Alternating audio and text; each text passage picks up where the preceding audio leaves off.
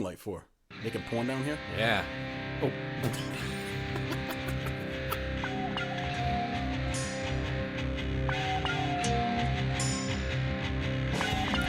Coming to you from the Eon Project Studios, nestled in the hills of Harrisville, Rhode Island, the epicenter of paranormal activity in the Blackstone Valley. You're listening to Experts of Nothing with Mike and Jay. Hello, Jason. B-double-E-double-R-U-N, beer run. What is that? I don't know. B-double-E-double-R-double-N? Boo run? Yeah. What's going on, Mike? Hey, how you doing today? Not bad. Welcome to another edition of the Eon Project. The Eon Project, where we E-O-N on you forever. If you like being Eon'd on, Yeah, yes. you can send us a message at hermitlightmedia@gmail.com. Hermitlight is our parent company. You're touching my microphone. I touched his mic. Could you stop it? That's a euphemism. I wanted to clear something up before we started Clear it up. today. So I think it was the last episode we gave a little bit of information about Ming Ming, our receptionist. Yes. I wanted to clear something up. Clear it up. There is no Ming Ming, okay? I apologize to our receptionist. Actually, her name is Olga, and she's Norwegian. And the reason I was calling her Ming Ming, and we made up some stuff about it, and we were kind of poking fun, but Olga is mad at me now. She is a Norwegian, in her, she used to be a power lifter in the day. Yes. And I think I've angered her to the point now where she's going to hurt me. So I figured I would just stop talking about it altogether. Well, she's much more svelte than you. She's svelte, very, very, very powerful. Svelte is Norwegian for svelte. She's very powerful. She can throw me about. Throw you about. And which I enjoy, but I don't think she would enjoy. No. Anyway, so no Ming Ming, but there is an Olga. That's good. That's good. Well, what did we talk about last week? Okay, so last week we had a top action star episode. Show. Yes, it was well received. We got a lot of listens for that one. That's correct. There was actually a rebuttal show. There was a rebuttal show from the Black Lodge folks. The boys from the Black Lodge. They rebutted us, and of course their takes were stupid and weak.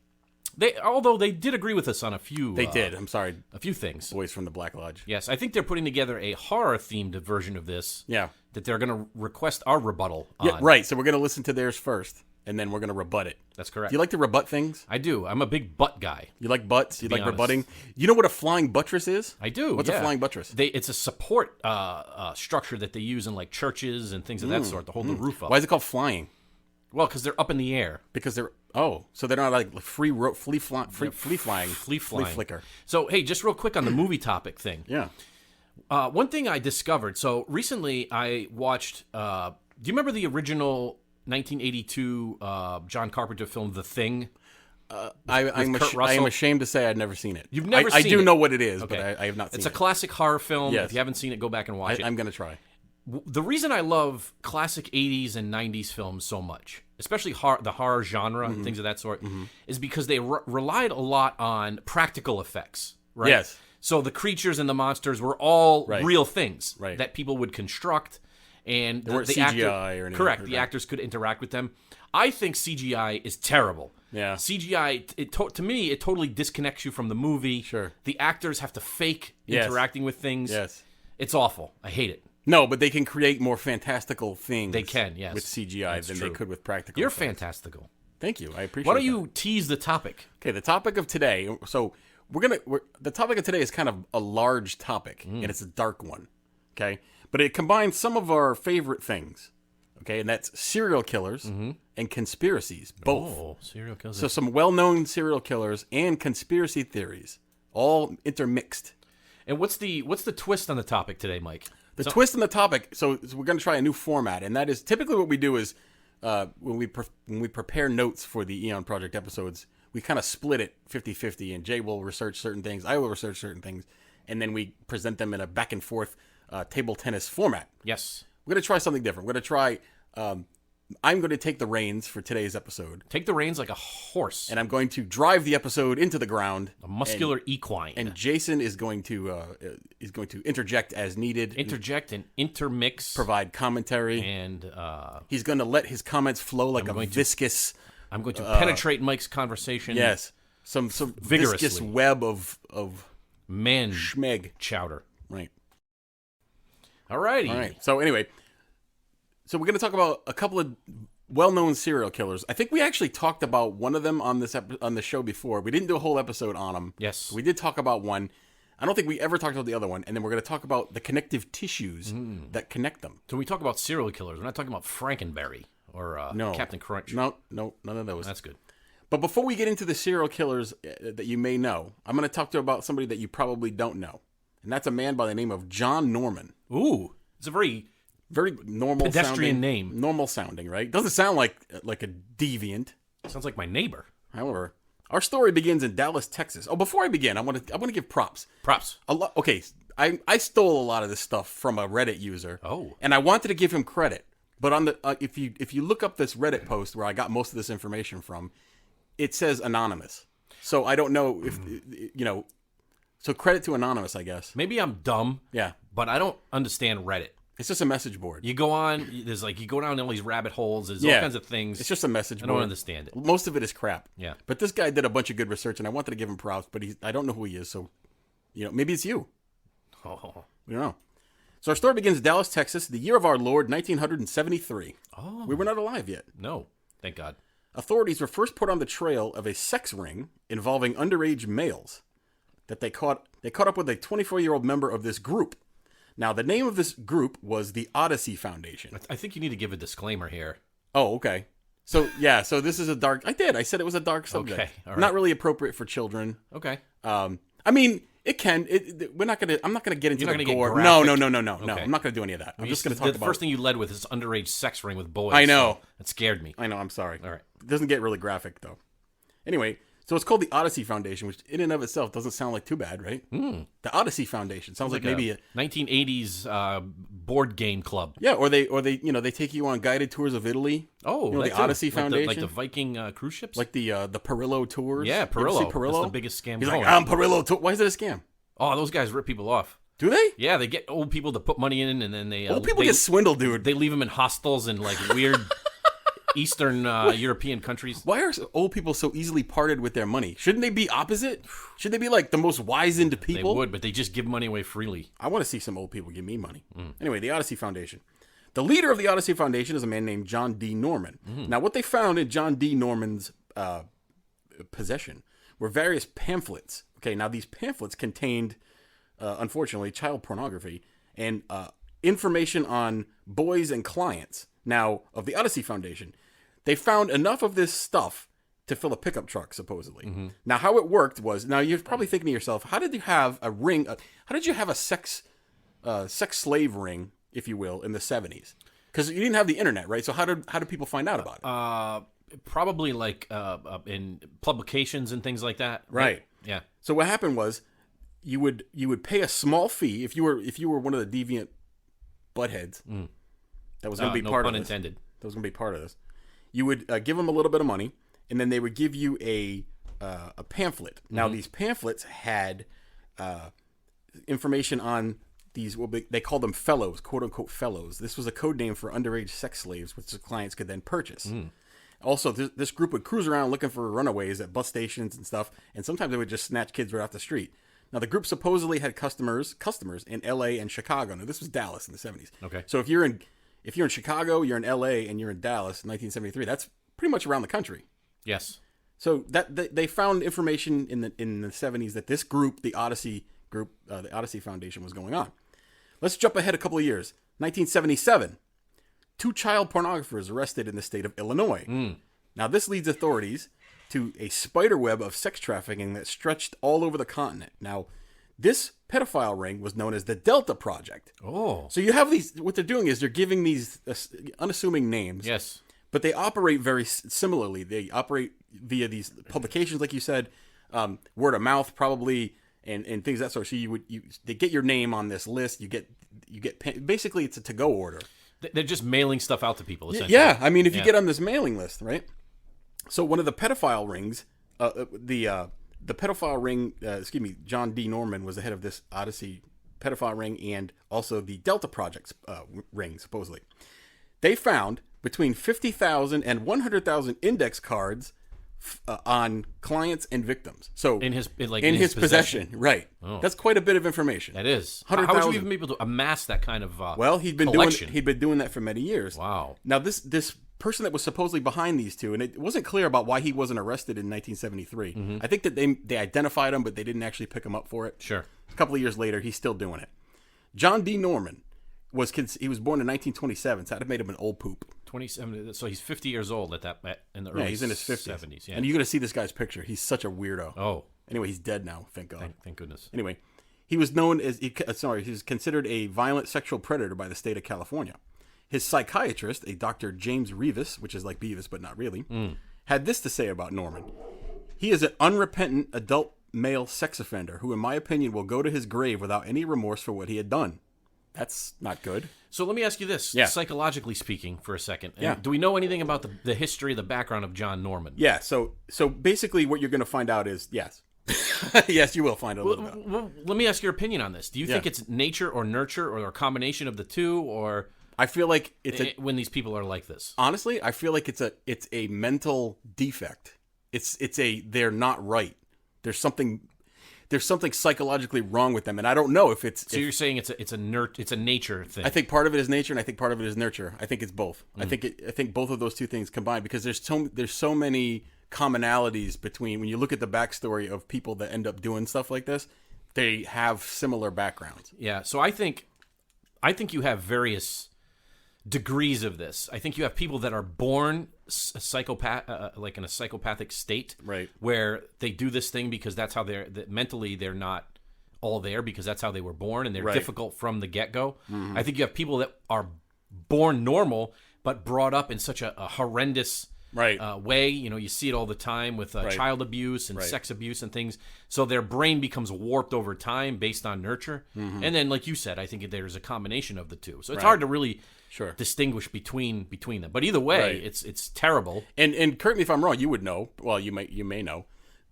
There's really no rehabilitation for people who have this type of affliction. No, I'm not going to call it affliction. This type of predilection, I should say. Yeah. They don't get better. So if you could put them in jail for 20 years, and then 20 years and one day later, when they get out, they're exactly the same as they were when they went in. That's correct. And so you have to kill them. Much like you, in the sense that you like pizza. I do. And if you went away for a long time, I didn't have pizza, and you got out, you'd still have pizza. I guess so. Have you seen this? Quick pizza note. Pizza note. Have you ever had Papa John's pizza? Yeah, I'm not a big fan of the Papa John's. I'm a huge Papa John's fan. However, recently I saw a commercial from Papa John's. They have this new product out. They've eliminated the pizza, and so it's just a bowl of toppings. What? It's cheese and whatever toppings you would get. So let's say you get like a meat lover's pizza. They would eliminate the crust, and they would just put the toppings and cheese in a bowl. Why? And you eat that. Why would you do that? It's a pizza bowl, they call it. There's no like crust to the pizza bowl? I nearly vomited. I was going to say, what is that? It's just eating cheese. Watching this commercial. You're eating a bowl of cheese. It looks so disgusting. A pile of I'm sure meat it's good for you, too. infused with cheese. It was terrible. I mean, I understand pizza's not good for you, but geez. Why would you eat a pizza bowl? I wouldn't. That's like the KFC thing. It was 2 chicken breast sandwich. Yeah. There was no bread. It was just the 2 pieces of chicken breast with bacon in the middle. That's some cheese. I think these people sit around in a boardroom going, how can we kill people the fastest? Anyway. Yeah. So we're talking about this this child, not child. I say child, but this is like teenagers mostly. Yes. But minors, sex ring in the 70s, and I think this guy Norman was able to operate, and he did a lot of crap I'm not going to get into. There was a lot of stuff that he was involved with, some assaults, a lot of child pornography.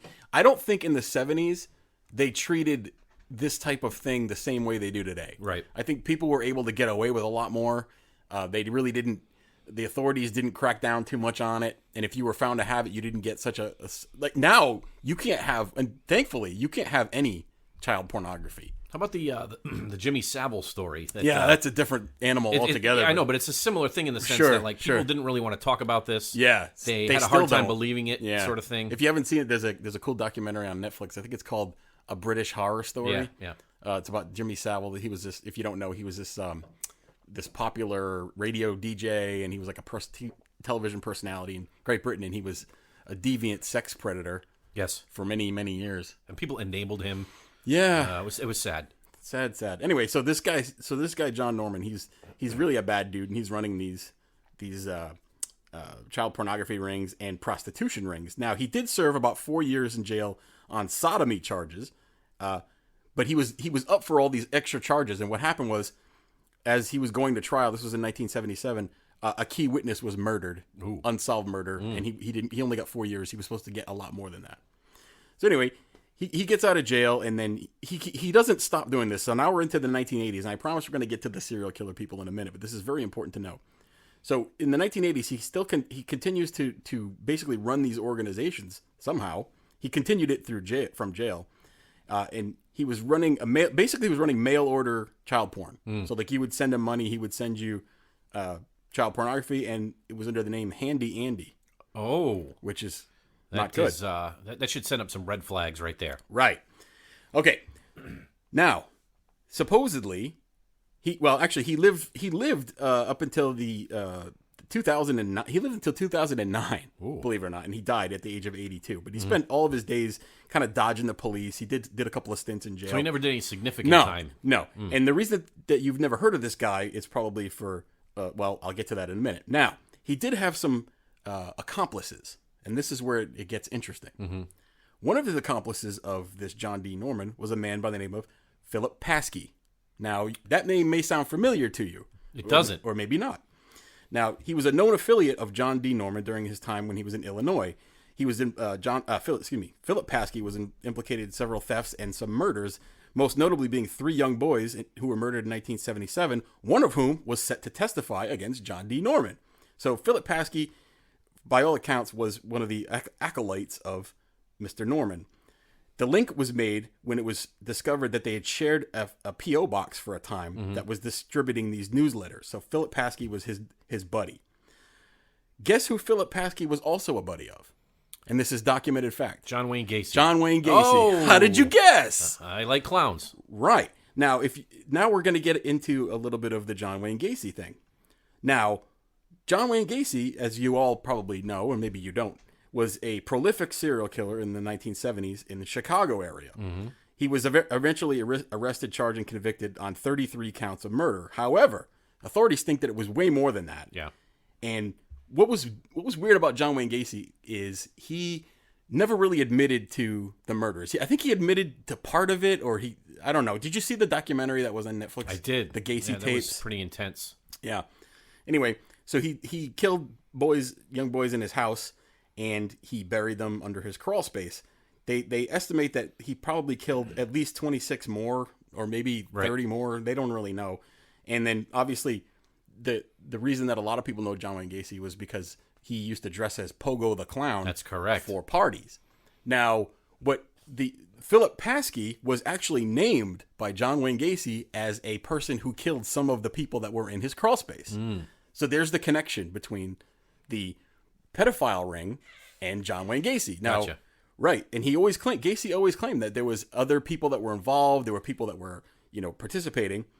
During Gacy's initial confession, he was being questioned about one of the missing individuals, a guy by the name of Robert Peast, someone who couldn't be accounted for. Gacy asked investigators if they had caught anyone else, and he claimed his house was being used by multiple people, which would corroborate with this Delta Projects thing. Now, one of the tenets of the Delta Project, if you will, was they wanted to, and this is going to sound bizarre to you because this is stuff that I've never heard of before. Their goal was to set up houses, basically like safe houses in different areas of the country, where there would be these young boys that were being trafficked, and there would be 1 or 2 adults that lived there, and they would be like their chaperones. And there's ample evidence that perhaps John Wayne Gacy's house was one of these. You know what this sounds like? Houses. It sounds like the Reach Around Railroad. What the hell's that? Kind of like the Underground Railroad, except it's like the Underground Railroad, but not really. But you know what's fascinating about this to me? What? Is from everything that we generally understand about right. serial killers is that they generally operate alone. No, and that's solitude. Exactly that's what you're led to believe. Yes. Right? Yes. But in this case, perhaps not. So Gacy's trying to tell people about that there was other people involved. And of course, when a serial killer tells you he didn't do it, yeah, of course you believe him. You believe him right away. Because they're such nice individuals.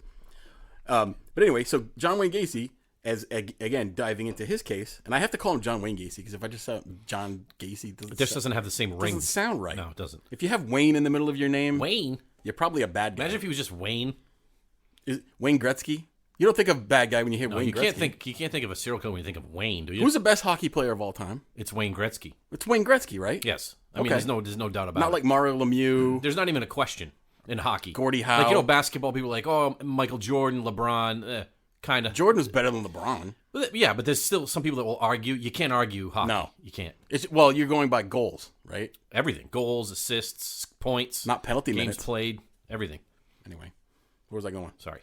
You just derailed me with that. I like hockey. Okay. Anyway, so Gacy's being interrogated after one of his victims was found. Also, allegedly, one of the victims in Gacy's house was killed while he was verified to be out of town. So he didn't do that one. So I haven't heard that. As soon as you have one death, yes, that's not attributed to John Gacy, then you have a conspiracy. You have a conspiracy by definition. Yes. Does it involve the Odyssey or the Delta Project? We don't know. There's some other stuff though. So you have this Phil Paskey who's named. Guess what? Phil Paskey was on. Phil Paskey worked for John Gacy. There is payroll records of he worked for one of the construction companies. Yeah, because he was a contractor. Right. So he worked. So that's the connection. That's how he knew him. Ah. See, it's all making sense now. It all ties together. Right. And I know I'm not explaining it in the best way. It's just a really, really long story that I'm just trying to get through. This is fascinating. I've never heard this. Right. Okay. So there's let's see. Now, like I said, the glue that holds this together. There's paperwork that shows Philip Paskey was employed by Gacy's construction company. Now, that's too much of a huge coincidence. Also, you know what the JCs are? Yeah, it's kind of like a Kiwanis Club. Yeah, it's like a Knights social of Columbus. Well, Knights of Columbus is a religious group, right? Well, yeah, but like a group. Yeah. It's like a group. Hang out and drink. Group of guys, just like the Masons. You can rent the hall if you have an event. The JCs. We used to play Little League against the JCs. Yeah, they were always good. What was your Little League team? Do you remember? Bocce Club. Oh, Bocce Club. Bocce Club. We were green. Yes. Very cool. They were famous for their family style chicken.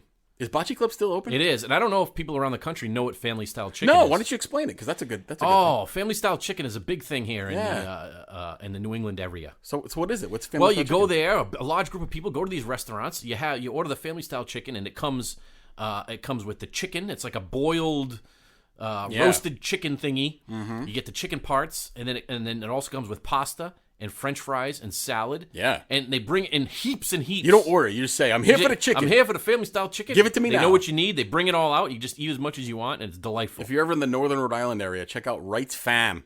That's correct. You go to Wright's Fam restaurant. Wright's Chicken Farm. Now, it's not. Don't be confused with Wright's Dairy Farm. Wright's Dairy Farm, which is also good. It's separate from that. But they're not near each other either. You want to be Wright's Chicken Farm. Yeah. Plug to that great establishment. Anyway, so the JCs. We're on the JCs now. JCs. It's a social club. One thing that I didn't know about the JCs, which you may not either, in their official description, JCs is a leadership training and civic organization for people between the ages of 18 and 40. Ooh.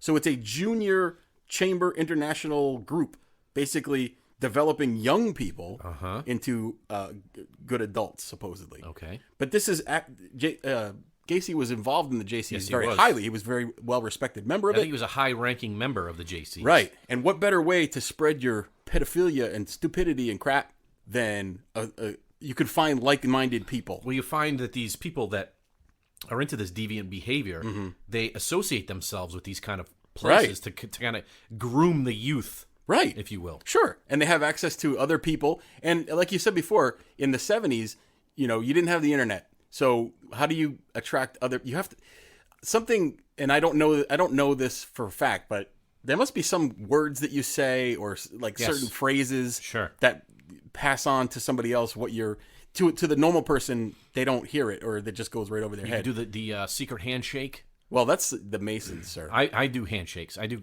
secret handshakes. You do? I make up my own. Yes. So, when you go to shake someone's hand, you just make something up on the spot? I do. So what I do is how do they sometimes I do this intentionally to confuse people, but to also entertain myself. Oh. So when they reach out to shake my hand, instead of shaking my hand like normal, I spread my fingers apart real wide. Oh. So I'm showing Mike, and it's hard for them to get a grab of my hand, and they can't figure out what to do, and I get a chuckle out of it. I got a chuckle out of it just now. Do you know where the handshake comes from? Those secret handshakes? What is it for? Well, just like you said, to pass on, to know that if you're of the same party, or the same group. It's so that you can know one another even in the dark. I know you in the dark. I'm going to get in trouble for that one. Anyway, where are we at on time? Because oh, you're good. Keep going. I feel like we're we're getting there. Nope, we're good. All right. So Gacy's involved into JC's. It's a community organization for young people. Now, this is going to be the area where you need to have you know what Occam's razor is, right? Ah, yes. What is that? The most simple answer is probably the correct answer. Right. So you have all these connections between people, between this Odyssey group, the Delta Projects, the JCs, Philip Paskey, John Wayne Gacy. Sounds to me like a pretty good case. Yes. Now, you're probably wondering, at this point, whatever happened to all that evidence that the police had seized in multiple raids on Mr. Norman's organization in the 70s, right? Okay. Remember, I told you that there was like 100,000 index cards with people's names on them? Yep. Where did all that crap go? I don't know. Now, the New York Times reported that there was a raid in 1973 on this guy. Like I said, the detectives raided, this is from the New York Times, the detectives raided the second floor apartment and seized files, pornographic literature, a camera, photo engraving equipment, stationery, an electric typewriter, and hundreds of booklets with names and addresses. The confiscated material filled up a pickup truck. Well, all this evidence was tossed out by the State Department of Texas for some reason. They destroyed it. It was destroyed during processing. You ever notice how often that happens? Yeah. Do you want to know why it would have been destroyed in processing? You know, one of the fundamental elements, rules of evidence collection and retainment is to not destroy anything until after trial and after conviction and everything like that. So, well, would you want all this evidence around if people's names were on there that you knew or were famous people? Which could implicate many, many people. Right. It's easier to just convict one psychopath. Sure. So a lot of that evidence is just gone. Yeah. There's some photographs that remain, but most of it is just missing. So you have to start thinking, okay, so a bunch of evidence is destroyed. Now, it's again, how often during these conspiracy shows or conspiracy TV programs do you hear, well, the police destroyed the evidence. FBI lost the evidence. FBI lost JFK's brain. How did that happen? Yes. That actually happened, by the way. It did happen. They lost his brain. I still don't know where it went or what happened to it. You know what? Getting on that for just a second. Buried with Jimmy Hoffa. Did you know that I think it was 6 months after the JFK assassination, his coffin was dropped into the ocean? Did you ever hear that? I'm not sure I heard that That's part. true. So the government flew out JFK's coffin and dumped it into the ocean for some reason. Interesting. Supposedly on orders of the family. The family said, Burial at sea kind of thing? yeah, because they didn't want people to vandalize the coffin or take souvenirs or whatever. So they dumped it in the ocean. I don't know if I believe that. I mean, I believe it happened, but I don't think they would dump it. It would make more sense if they said they wanted to do like a makeshift burial at sea because he was in the Navy. Yeah. Kind of thing. This was 6 months later. I mean, he's buried in Washington, right? Yeah. Where is he buried? At Arlington. Is it Arlington? Yeah. Isn't there an eternal flame there? That's correct. Is the flame... You're an eternal flame. One of the best Bangles songs of all time is the eternal... I love the Bangles. You like Susanna Hoffs? Oh, my God. Is it Hoffs or Hoff? Hoffs. Have you seen her recently? No. Oh, she's aged beautifully. She was wonderful back in the day. Oh, amazing. Oh, wait a minute. Was the drummer a big blonde chick? I don't remember the drummer. You don't remember the drummer? I was too enthralled. Of course, with Susanna Hoffs was the hottest, but then there was 3 of them, right?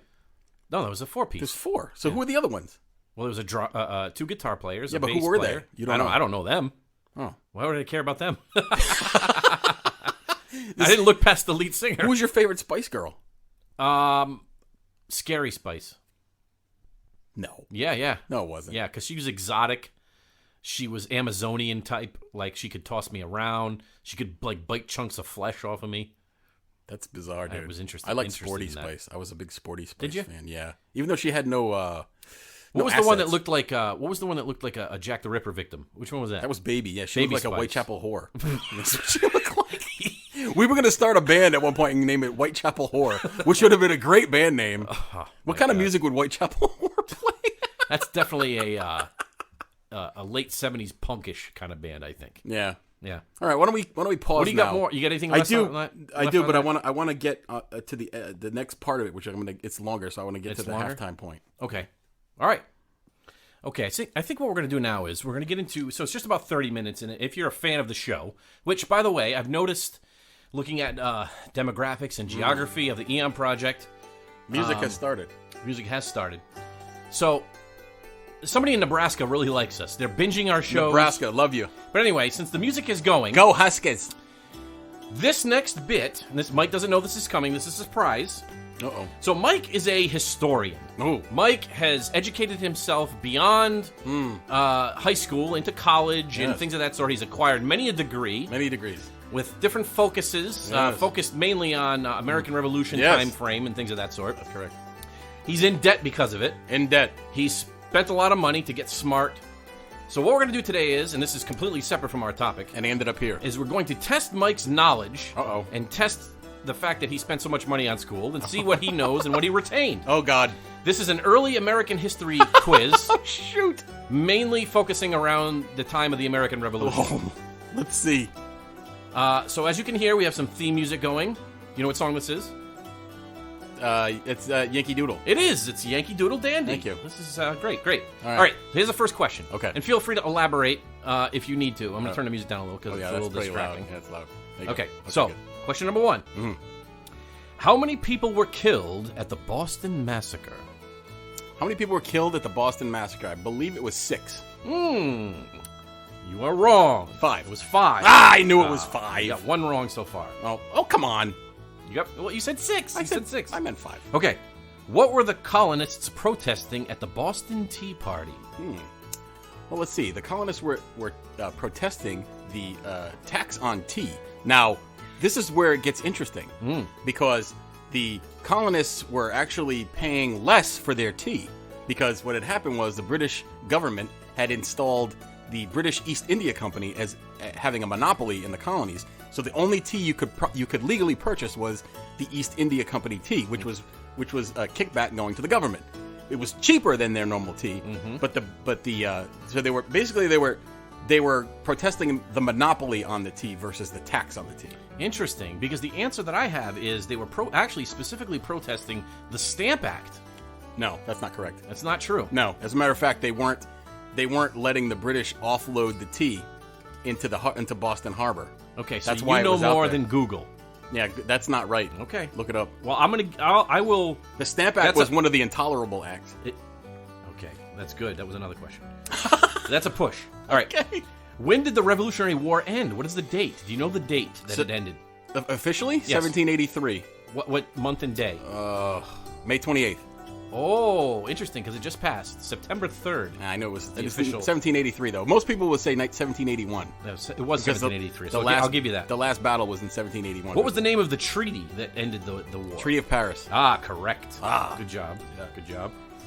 What was the first governing document of the United States, or the early states, or the early colonies? The first governing document were the Articles of Confederation. Correct. Yes. Another +1 for you. Dude, I'm doing well. Who was the British general at the Battle of Bunker Hill? Gage. Oh, General Howe. Shoot. Gage was at Lexington and Concord. I should have thought about that for a moment. What colonial officer took Fort Ticonderoga? Oh, that would be Benedict Arnold. No. And Ethan Allen. Ethan Allen. No, yes. It was the both of them. They were both there. Oh, hold on. Yes. They were both there. They both had joint command, sir. Okay, well, Ethan Allen was there. Ethan Allen and Benedict Arnold. All right, clearly there's some arguments here. See, yeah, because I'm right. All right. Where did the colonists receive their first major victory? The first battle? The first major victory? Battle of Saratoga. Yes, correct. An entire British army surrendered. That's correct. And who was the commanding British general? That would be Gentleman John Burgoyne. Gentleman. He was a gentleman, John Burgoyne. That's correct. See that? Okay, who did he surrender to? Gates. Gates, but who was his second in command at that time? You already mentioned Benedict Arnold. That's correct. Tell us a little something about Benedict Arnold. Most people understand him to be great job, by the way. I got a couple wrong, which I'm upset I'm about. going to go clarify some of those answers, but great job overall. Thank you. So Benedict Arnold is known as the great trader of America. He essentially. is. Correct. So what can you tell us a little bit about him that most people probably don't know? So Benedict Arnold, if he had not betrayed his country and tried to sell out West Point to the British, would have been known as an American hero. He would have been listed up there with the greats of the Revolution, because before that he was a courageous leader, and Benedict Arnold was a great tactical commander. He wasn't the best guy, if that makes sense. So he was not a nice guy. He was an ambitious, pompous, thought he was always better than he was being treated, but he was a great tactical commander, and he led many courageous attacks. He was involved in the capture of Fort Ticonderoga. He actually, up in the Great Lakes area, he participated in some action up there. Was Lake Champlain. Lake Champlain. He was manning gunboats and stuff like that in early naval battles. He was up there, but like you said, he fell upon. Well, a lot of people think it was his wife, which was she was very ambitious also. And she was like whispering in his ear, you should be making more money. They're not treating you well. And George Washington actually slighted Benedict Arnold. Most people don't think it was on purpose. It was more like he felt he was being overlooked, and Washington kind of realized it too late, and he kind of ruined Benedict Arnold. But yeah, he would have been an American hero had he not done that. Yes, interesting that his great grandfather was one of the first governors of Rhode Island, the state of Rhode Island, and he was from Connecticut. However, at that time, and I always find this interesting because I myself just recently went on a road trip. And, driving around, driving from New England down to northern Virginia, southern Maryland area, around D.C. and things of that sort, it's some traversing. Sure. Just even in a vehicle. Yeah. So to imagine those guys, and Benedict Arnold being one, he led an expedition up into New England, into the wilderness of Maine, right, through New Hampshire, Vermont, into the Lake Champlain region. Somehow they did this in wintertime. It was amazing what they could do. Dragging cannons and all kinds of baggages stuff. All and kinds stuff. Of stuff.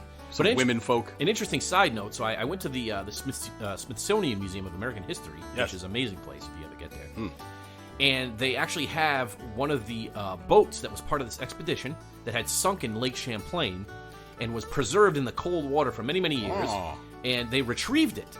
And it is now on display at the Smithsonian. It's amazing. Cool. Yeah, it's pretty cool. Is it well preserved? Well preserved. Very well preserved. How many people would it hold? Some people may hear that it wasn't as big. No. Very small. Probably maybe a 25 to 30 foot long, I would say. Yeah, they had like one swivel gun on it or something like that. Yeah, but very, very interesting. So, Mike, overall, good job. I think we're going to call that game, because you have a master's degree, we're going to call it Mike and his Master of Nothing thing.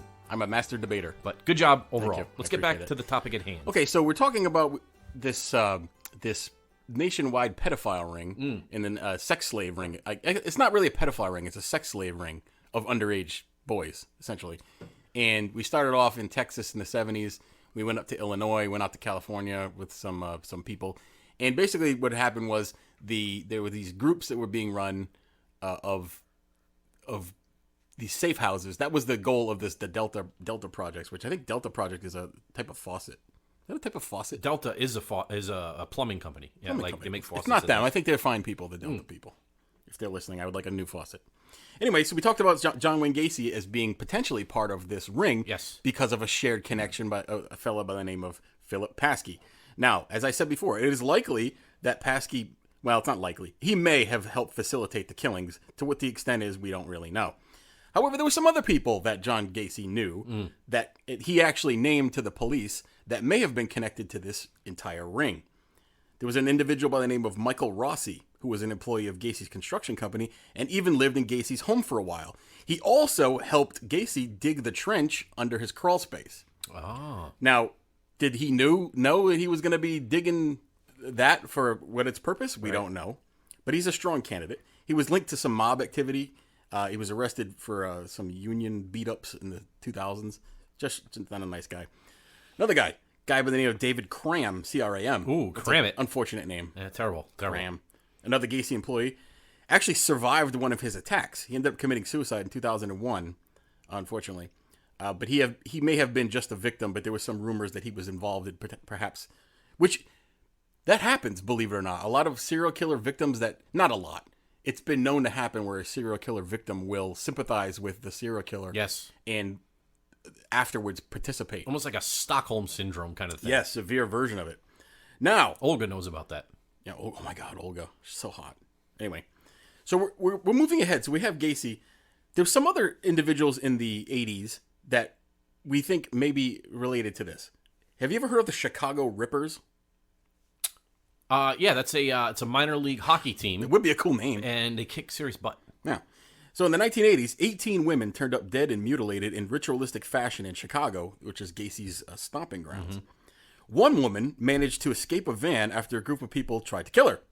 Now, the van was found And the owner, a man by the name of Robin Gecht, Gecht, Gecht. I always want to know how people spell their names. That's like a German name. I am Gecht. Like Nazis. Like He's running Auschwitz or something. He's the prime suspect. However, the evidence is thin. Now, the police ended up catching up with some other associates who begin to spill the beans on everything. Oh. They go on to confess that they're a satanic cult that abducts women. Now, this is a departure, right? Because they're abducting women. Yes. They perform breast mutilations. Oh, my God. And even partake in cannibalism. Now, Robin Gecht never confessed and still maintained his innocence, but he's serving a lengthy sentence. Now, he's still in jail. Now, what does this have to do with John Wayne Gacy? I don't know. Robin Gecht was reportedly a former employee of Gacy at his construction company. So now you have Gacy linked to another serial killer. There's a lot of ties here. A lot of ties, which I like. Haha. If you're into that, let me know. To be tied. I do. Let me know. So being into true crime for even at all, you can start to piece together these links. Yes, you can almost weave the web. We're weaving a web. So that's compelling connections. So you got Gacy involved with at least two people who we know are related to other serial killers or sex traffickers. Now, we're done with John Gacy. However, we are not done with this story. Oh, this story, this is an amazing story. I've never heard this. No, and I hadn't either. And again, I give full props to the guy that I stole this from, but I don't know his name.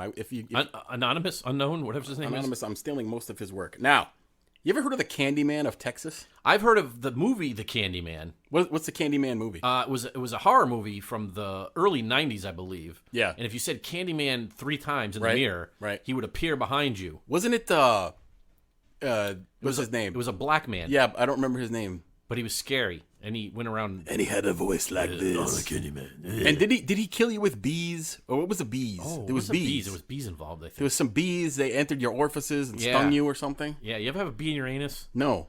You ever been stung by something that hits you like a brick? Hits you like a brick. And you go, what the hell was that? Yes. And then you don't know what it was because it stabbed you and ran away? Yeah, I got stung once in a very bad place. All right, well forget about Gacy for a minute.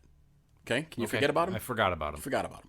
We're moving now to Texas, also in the 70s. Now, there was a string of murders that bear resemblance to Gacy, but it took place down in Texas. There was an individual by the name of Dean Corll. What were the years on this now? Now, this is in the early 70s. Okay. So, even before Gacy. Right around the same time. Yeah. There's a man by the name of Dean Corll, Corll. Corll. Okay. And actually, Dean Corll is a very interesting case. We could do shows and shows upon it. Just him. Not a well-known killer, but he is a very prolific killer. He was responsible. Well, police found 28 bodies that they put on him. Wasn't Dean Corll the actor in Quantum Leap? That was Dean Cain. Oh no, it was Dean Stockwell. Dean Stockwell. Sorry. Dean Cain was Superman. Yeah, he was with Terry Hatcher. Loved who was it. Beautiful. Love that show. Love Terry. What does Terry Hatcher look like these days? Not Terry. She's not Terry anymore.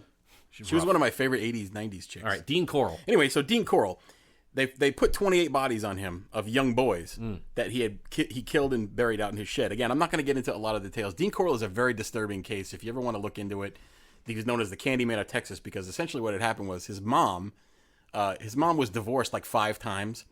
And I don't know how that's applicable to the story. I just thought it was funny. Well, I think that's an incident of nature. I mean, probably some of the things that he saw that his mother dealt with. Right. Growing up. Well, they call him the Candyman because his mother started selling these homemade candies to make ends meet because she was a single mom because she kept getting divorced. And basically what happened was he took over the family business when his mom got elderly. Now, what Dean Corll would do he gathered up a bunch of the, like the rejects, how like it's a factory that makes stuff, there's always rejects, stuff that's just not perfect enough to go. Yeah, like you came out weird. Yeah, I'm weird. They didn't put me back in to cook more. That's correct. And he would hand out candy at schools. Okay. At high schools specifically, junior high and high schools. And he became known around the neighborhood, and this was in Texas, in Houston Heights in the 70s. He became known as the Candyman.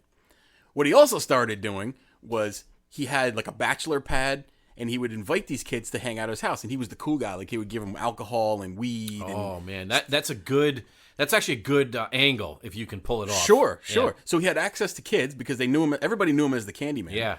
Adults knew him because oh yeah, that's the guy that hangs out candy. He's cool. Yep. Kids know him. He's handing out weeds, right? Tweeds. You been smoking them tweeds again?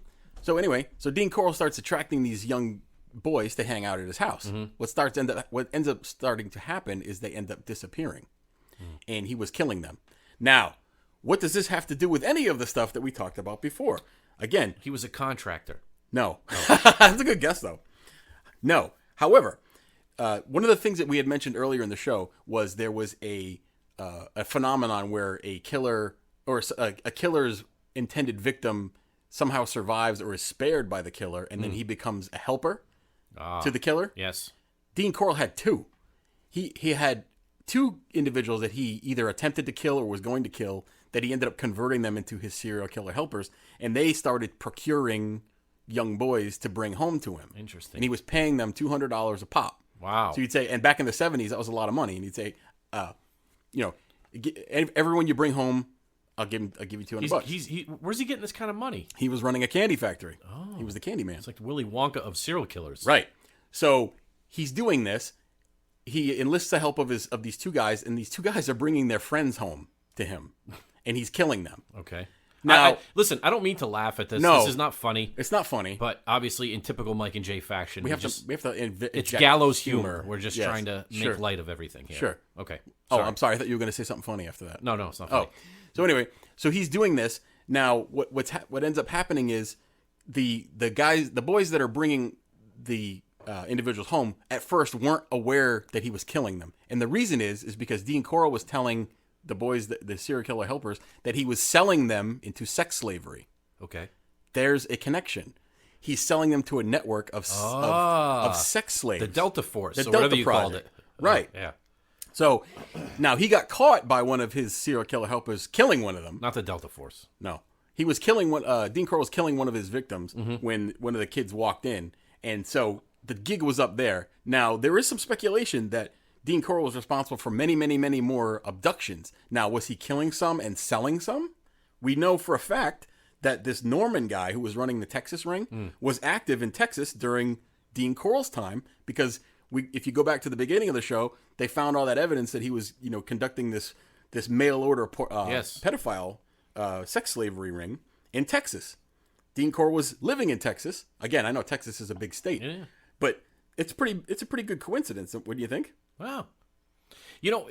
It strikes me. I think there was a case, I can't recall it specifically right now, but where there was a husband that was a sexual deviant / serial killer, and his wife was the one that was involved. Really? That would bring female victims in. Really? Because it was easier for her to acquire because she was unassuming. Sure. She wasn't threatening. I don't know that case. And she would bring the victims in. If anybody knows out there, send us an email. hermitlightmedia@gmail.com. I don't recall the case specifically. I mean, I remember the case. I just don't recall the parties involved. But it sounds similar to this. Now, here I'm gonna add some connections to you. Oh my besides God. that, I like connections. Besides you that, ever play Connect 4?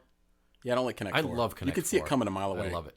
I'm so good at it. How can you be good at being good at tic-tac-toe? You can't be good at tic-tac-toe. Yeah, if you have the strategy, you can. There's no strategy. There is. You have to know the moves. There's no moves. There's moves like Jagger, dude. Okay, now I'm gonna add something to you. Okay. Now, one of Dean Corll's tricks when he was getting these, because abducting and killing teenage boys isn't as easy as you would think, especially if you get one. There, some kinds can be very strong, and he can't just overpower every single one of them. So one of the things Dean Corll would do, he would tell his victims that he knew a trick, and this is a John Wayne Gacy move. You're jumping ahead. Oh, sir. sorry. You're jumping ahead. I'm interjecting. So this is the it's early striking 70s. A chord. This is the early 70s. Now, minor chord. What Dean Corll would do, he would tell them that he knew how to get out of handcuffs. Yes. And he would hide a key on his person. He would handcuff himself. He would unlock it, unbeknownst to the victim, and then he'd say, "You can try it." As soon as he would get the handcuffs on, which is harder to do than you would think sometimes with people. You're familiar with that. I am. And as soon as we get the handcuffs on, he would basically drag him away and kill him. Yes. He also taught this trick to his two serial killer accomplices, and they started doing it to some of the people that were the boys they were bringing home. Now, as Jason just adroitly pointed out, full circle. One of John Wayne Gacy's tricks in the late 70s was the handcuff trick. Yes, it was. Same exact thing. He would do the same exact move to get people involved in handcuffs, and then he would be able to kill them easily. Now, did Gacy learn this trick? Was he taught this trick? Was it part of the nationwide pedophile ring that was going on at the time? Yes, it could have been. It could easily have been. Wasn't there a case where Gacy got the tables turned on him? Where somebody fought him off and put him in handcuffs? Well, didn't that happen? That does sound familiar. I don't have that in my notes, but I do know that, going back to Gacy for a moment, one of Gacy's attempted victims, because he did have people escape from him, and then the authorities didn't believe him. Right. Because he was a well-known community figure. Now, there was one individual, I don't have his name in front of me, escaped from Gacy, and he told the police, he swore up and down, there was another guy in the house when this was happening, another man. Now, who was that other man? As soon as you have another man involved, it's a conspiracy. So you have... Unless it was the plumber. Yeah, it could have been. You know how much plumbers make, dude? Dude, they make a killer. What a racket. I think I'm going to do that job soon. I'm sure they have to have a strong stomach because, you have to pump out poop and everything like that all the time. I'm good with pipes. You good at laying pipe? I'm a good pipe cleaner. You're not good at laying pipe. No, I'm terrible at it. I'm very inadequate. You don't pipe anybody. No, definitely not. So, again, is that a hard, rock-solid evidence? No. It's circumstantial. Yeah, well, it's one of those things that, there's a lot of connective tissue, if you will. There's connected tissues, yes. Now, you want to hear this? This is the most outrageous one. This one really doesn't have a lot of credibility. However, the first guy that I talked about was a guy named John Norman. Excuse me. Right? John Norman, in the 1960s, rented an apartment. He did rent an apartment. No, wait a minute. I'm sorry. John Norman rented an apartment in the 60s in Texas. Guess from who? Corll. No. What? Jack Ruby. Jack Ruby? Jack Ruby of JFK assassination fame. You're blowing my mind. Jack Ruby. What? So, that was just like a bit of trivia, but so basically, and again, the stuff that I've outlined today is very circumstantial, but it's stuff that you don't hear about it, and I've never heard about it before. But to me, there's a lot of smoke there. Yes, and where there's smoke, there's fire. Obviously, sometimes. You know what this reminds me of? What? We talked about this on previous episodes, but never really went too in depth on it. Is the Smiley Face Killer Gang? Yes. Which is not a sex gang. Did we do a show on that? We talked briefly about it. We didn't do a whole show. It's not a sex gang. It's not a sex ring. No. Pedophilic sex ring, if you will. But the Smiley Face Killer gang, it's actually just a theory. Yeah. It's never really truly been proven. But it claims that there are a lot of the victims are late teen, early 20 male athletic types, college age, that generally go missing and meet their ends at a riverbank or in a body of water. Yeah. Close to where they were hanging out. Say like you're hanging out in the town. Right. You're drinking. You wander off. Which, by the way, I've done that. That is Rule 101. When you're out hanging out with your buddies, Yeah. you have to have a battle buddy. Yeah. You can't go wandering off on your own. I've done that many times. Because things can happen. I've done it myself, and fortunately, I've made it back alive. Me too. I've never been a victim. You've never been killed by one? I've never been a victim of the Smiley Face Killer Gang. However, no. Why do they call them the Smiley Face Killer? You haven't because these people go up, they go missing. They end up getting found eventually. Some do, some don't. Most do. Drowned by a body of water, right. And then somewhere in the near vicinity, they find a smiley face, either painted, drawn, etched in some rock or smiley something like face that. Graffiti. Correct, and this is happening all across the country. Now, at what point is it considered to be a copycat situation? Well, that's the thing. They can't piece them all together, right? It either is a copycat situation, or it is something similar to what Mike talked about, which is a network, if you will, of killers that are part of this cultish activity that are killing these youths. For me, it's like it's not too much of a stretch to think like what kind of person would say, "Oh, well, I can believe that this crazy person could kill 50 people, but I can't believe he would be involved with a ring." Right. That's just crazy talk. And you're like, right. Why is that crazy talk? So let me ask you this: what's the difference between, let's say, the Smiley Face Killers originated in, say, Sheboygan, Wisconsin, right? And then all of a sudden those similar type crimes start happening with the same markings and things of that sort all across the country, but yet they're not necessarily specifically connected, but yet, in terms of like communicating with each other, but they are connected in the sense that they're all kind of doing the same thing, right? To the same people in a similar way. Would it still be considered, a ring of sorts, right? Well, yeah. So it's like a terrorist group, right? So maybe they don't know each other. Maybe there's cells. Maybe there's the individual groups. Yes. But the thing of it is, why are they doing it? Like specifically with the Smiley Face Killers, correct me if I'm wrong, but they die of drowning, right? Yes, all of them. All of them die of drowning. So to what end are they being sacrificed? Is there some kind of religious aspect to it, or cult-like activity? Yeah, I think with that case too specifically, it's kind of hard to tie it down because a lot of times these people are highly intoxicated, and a lot law enforcement a lot of times comes to the conclusion that the person just wandered off in a drunken way and stumbled into the water and drowned. I've been so drunk, yes, that I couldn't see. I'm sure you've been drunk like that. Yeah. Did you ever almost fall into the water? No, but I dealt with a very drunk person the other evening. You did. And I feel like if this person was close to water, they definitely would have fallen in and drowned. Happened? I don't want to get into specifics, but we don't want to tell you. They were very. Let's put it this way: they couldn't see straight. I have a theory. Okay. And that is that this show is going to reach a wider audience than normal because we don't typically talk a lot about serial killers. But I feel like people are going to be into this show. So if you like what you've heard, go back and listen to our other shows. Correct. Tell your friends, tell your enemies, and send us a line at hermitlightmedia@gmail.com. You can also find the Eon Project on Twitter and Instagram, and no one interacts with us, and I feel lonely because Jay doesn't care about social media, so I'm the one that runs it. Yeah. So if you go on there, you can say, "Hey, Mike," because I'm the cool one, and I will interact with you. Now, let me tell you something else about podcasts. Oh, I like podcasts. A lot of podcast hosts are jerks. They are, and the reason I say that is we've tried to reach out to some podcasts. First of all, we're not new to the podcast game, and we're not new to shows. We used to do radio shows. We've been doing this for many years. moons. And we're nice guys. We've reached out to a lot of shows to have a partnership or to have some sort of relationship or be on their show or have them on our show. How many people get back to us? None. 0. You know what I don't understand? Nobody. It's hard for us to understand. We've given things away, given away prizes. We gave away an electric guitar. Remember that? Yes. How much was that electric guitar worth? Well, several $100s. Nobody cares. Nobody cares. Nobody cares, and it's a strange phenomenon to me because I see these other groups out there Yeah. that actually take donations. Yeah, and that's the other thing. We don't take any money. People give them money. We're free.